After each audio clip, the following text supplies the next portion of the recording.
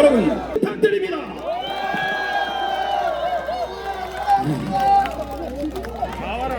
존경하고 사랑하는 광명시민 여러분, 제 가슴이 아주 울컥합니다. 멋지다! 손학규 최고! 저기 올라오는데 구본신 의원, 박덕수 의원, 그 전에 제가 여기 국회의원을 할 때 같이 협의회를 하고 같이 울고 웃고 같이 놀고 막걸리 마시고 그러면서 제가 여기서 삼선 국회의원을 하고 여러분들이 시작까지 만들어주시고 저 손학규입니다.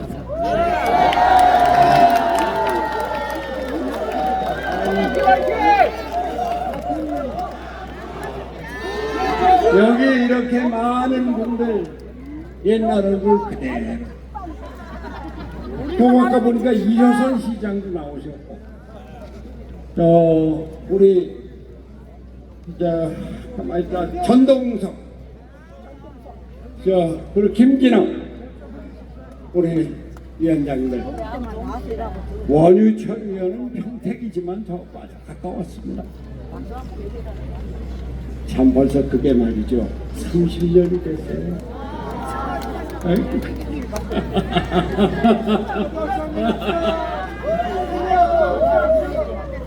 네.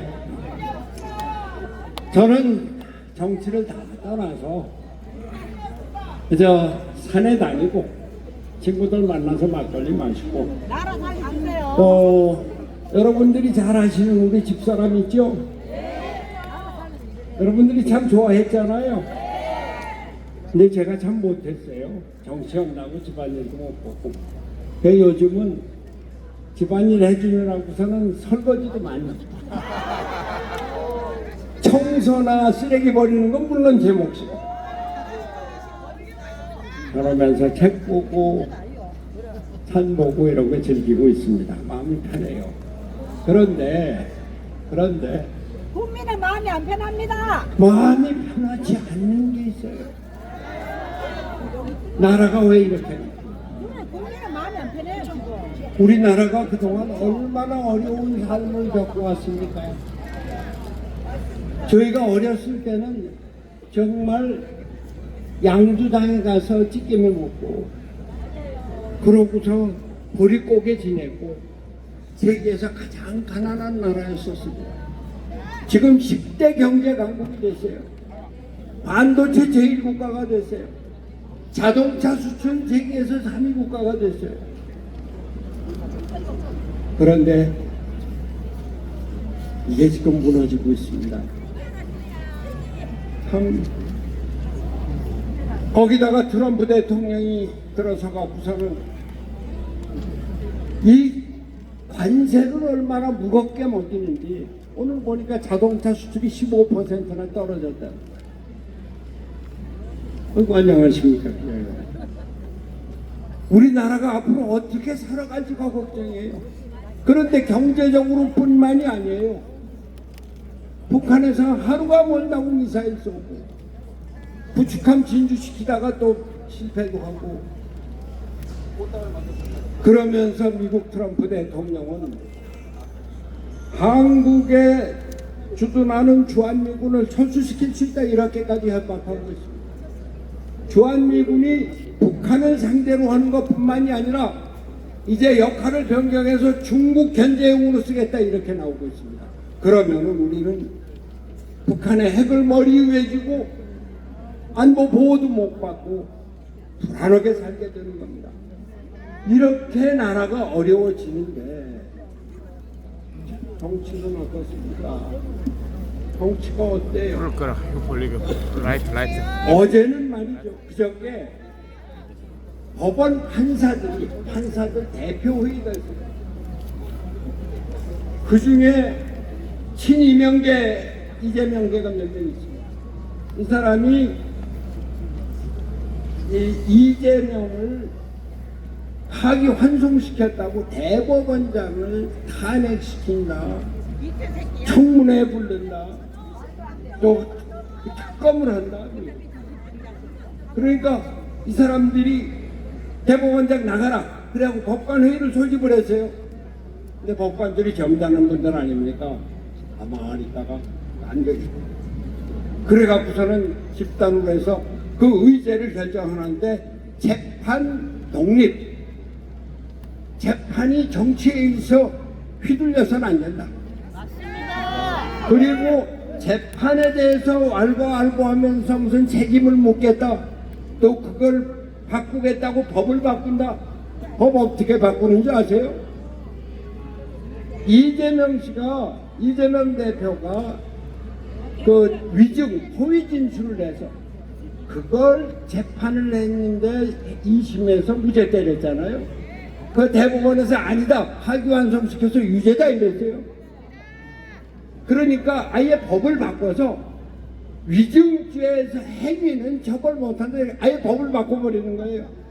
그러면 그 다음에 이게 면소 판결이 돼서 대법원에서 무슨 판결을 해도 완전히 무죄가 되는 겁니다. 이런 식으로 법을 바꾸는 건 안 된다라고 하는 것이 법원에서 이제 26일 날 법관 대표회의를 하는데 내놓은 의제입니다. 이 나라가 지금 이렇게 되고 있어요. 이러니 제가 어떻게 마음이 편할 수가 있습니까? 그런데 그런 사람이 지금 대통령이 되려고 되어 와 있어요. 지금 이재명 대세론이 것이 그 거리를 휩쓸고 있잖아요. 그럼 우리 어떻게 살겠다는 겁니까? 경제는 계속 망하죠. 안보는 위협이죠. 정치는 민주주의 완전히 망가지죠. 그래서 저는 모든 거 정치를 다 내놓고 편안히 사는 사람인데 안 되겠다. 내가 힘은 없지만 나가서 이재명을 도와야 되겠다. 이 나라를 살려야 되겠다. 이 나라 민주주의를 살려야 되겠다. 우리 경제를 살려야 되겠다. 안보를 지켜야 되겠다. 그래서 오늘 아침에 이재명 지지 선언을 했습니다.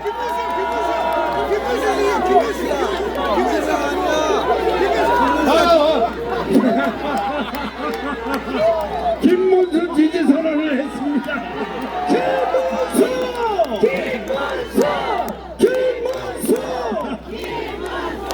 이게 제가 또 힘든 모양이에요.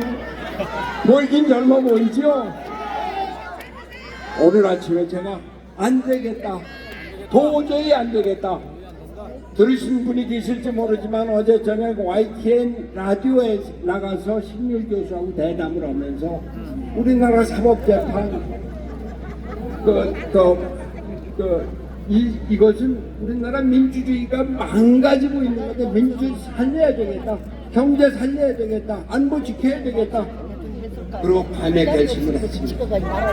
어제 밤에 김문수 후보한테 전화를 해서 내가 당신 돕겠다.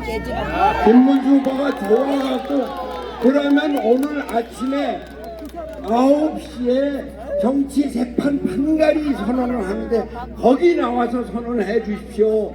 그래갖고 제가 오늘 9시에 당사에 가서 김문수 지지 선언을 만전하에 공표했습니다.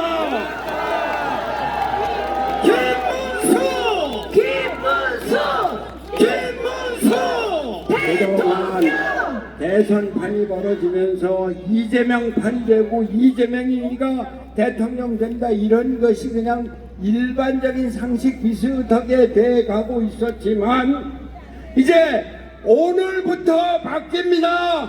김문수가 대통령이 됩니다. 김문수가 나라를 살립니다. 김문수가 경제를 일으킬 겁니다. 김문수가 안보를 지킬 겁니다. 김문수가 대한민국의 민주주의를 확고하게 일으켜 세울 것입니다.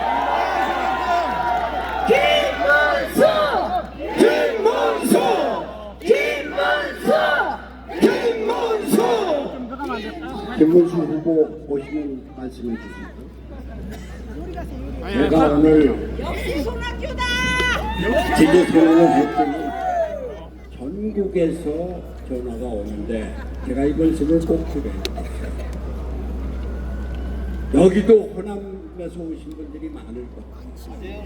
근데 오늘 호남에서 그렇게 많은 전화를 받았어요. 나도 전라도. 잘하셨다. 고맙다. 어떤 사람은 울먹이면서. 그래서 제가 아니 당신은 호남 사람 아니요. 당신은 한평 사람 아니요. 당신은 영광 사람 아니요. 맞습니다. 그러나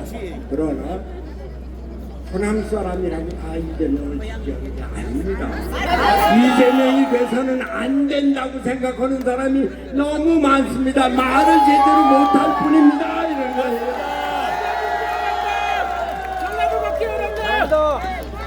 여러분 이정현 대표 아시죠? 이정현 대표하고 조금 아까 전화했어요. 호남 총괄본부장을 맡아서 총괄위원장을 맡아서 지금 전남 전북을 곳곳을 다니고 있다는 거예요. 그러면서 얘기가 이정현 총괄위원장 말씀이 이번에 김문수가 호남에서 최소한도 30% 이상을 받을 것이다 이렇게 얘기하는 겁니다. 김문수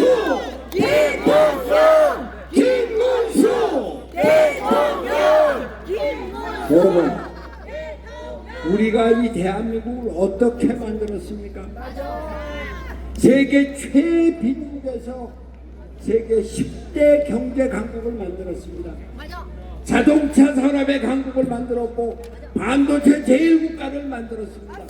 석유화학 최고입니다. 제강 산업 최고입니다.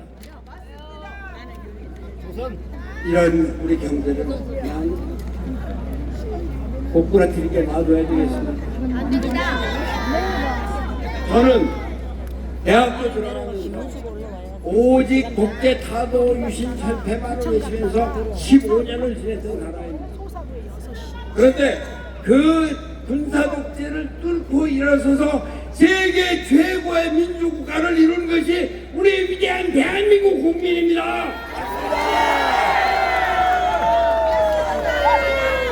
여기 연세 많으신 분들 어렸을 때 쓰레기통에서 무슨 장미꽃이 피느냐 이런 얘기 들었을 겁니다. 그러한 조롱을 받으면서 우리 대한민국은 세계 최고의 문화 강국으로 발전하고 있습니다. 우리는 민주주의 대한민국, 경제 강국 대한민국, 문화 강국 대한민국을 반드시 지켜나갈 것입니다. 누가? 김문수가! 김문수 대통령! 여러분들 김문수를 도지사 경기도지사 만든 게 좋은 거 아시죠? 31대 그 양반이 그때는 국회의원을 하면서 경기도지사를 할까 말까 망설이고 있었어요. 그 내가 불러갖고서는 도지사 왜 안 할래? 이랬더니 이 양반 얘기가 아니 도지사 잘하는 것하고 정치하고는 뭐 상관이 없던데요. 무슨 말인가 그랬더니 제가 경기도지사 꽤 잘했다는 평판이 있었다는 거 아시죠? 저 뒤에서는 대답을 안 하십니다. 그런데 그때 이명박 박근혜 손학규가 대통령 예비 후보였었습니다. 도지사 때. 근데 제가 제일 마지막으로 떨어져 있어요. 그걸 얘기를 하는 거라. 도지사를 잘해봤자 뭐 정치에는 큰 상관이 없다. 한 일주일 후에 다시 불렀어요. 할래 안 할래? 그랬더니 똑같은 얘기를 또 해요. 그래서 제가 하는 얘기가 제가 막말 좀 하겠습니다.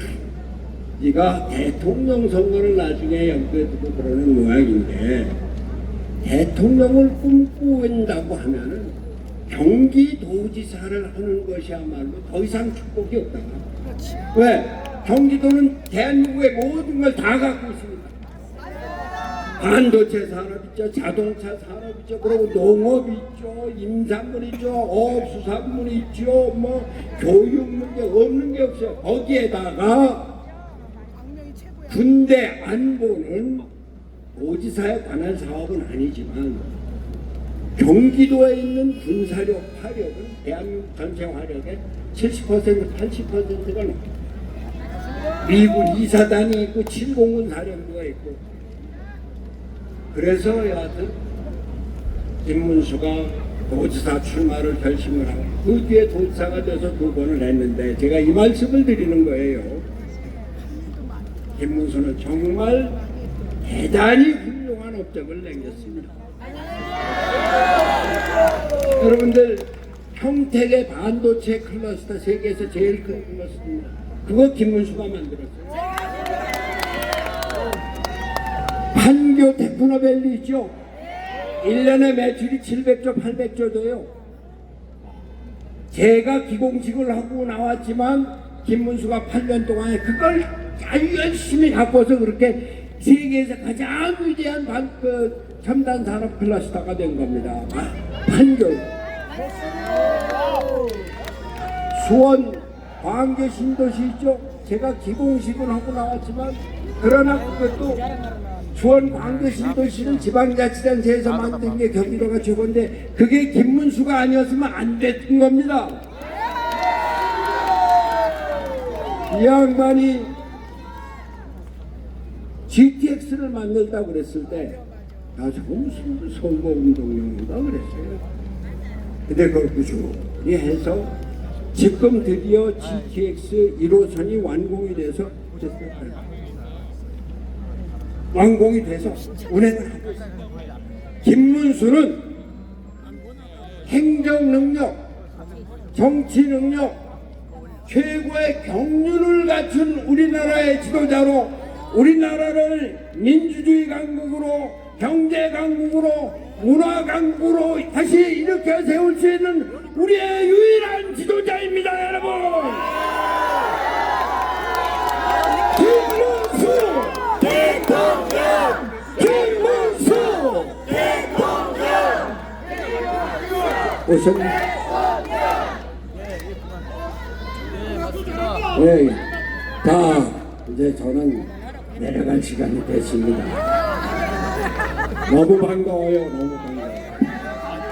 제 정치적인 모양에 뿌리고, 네,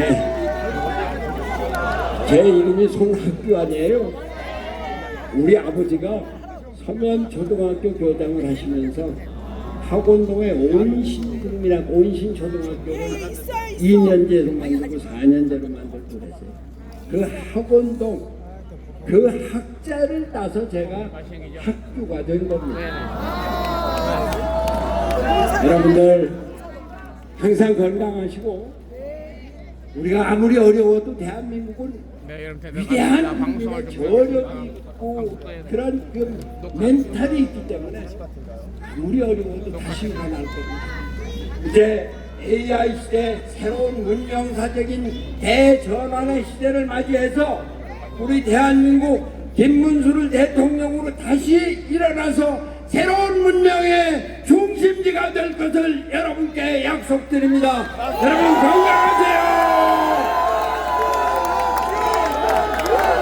네, 너무나 좋은 말씀 해주신 우리 손학규 대표께 여러분 다시 한번 큰 박수를 부탁드립니다.